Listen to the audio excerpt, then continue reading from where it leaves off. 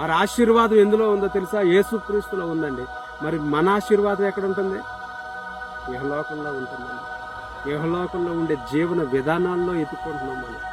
ఇహలోకంలో ఉండేటువంటి సంతోషంలో వెతుక్కుంటున్నాం. ఇహలోకంలో ఉండేటువంటి వస్తు వాహనాల్లో మన సంతోషాన్ని వెతుక్కుంటున్నాం. కానీ అపోస్తులు యేసుక్రీస్తులో ఆనందాన్ని వెతుక్కున్నారండి. అందుకనే దేవుడు అంటాడు, మిమ్మల్ని ఆశీర్వాదానికి వారసులు అవ్వడానికి పిలిచాను అన్నాడు. ఆశీర్వాదానికి వారసులు అవ్వడం అంటే యేసుక్రీస్తుని మనం సొంతం చేసుకోవడం.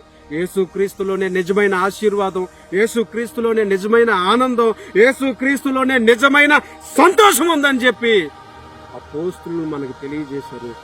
అటువంటి అపోస్తులు నడిచిన బాటలో నడుద్దాం. 10 మందికి ఆశీర్వాదాన్ని పంచిపెడదాం. అటు కృప దేవుడు మనందరికీ సమృద్ధిగా అనుగ్రహించునుగా. ఆమేన్.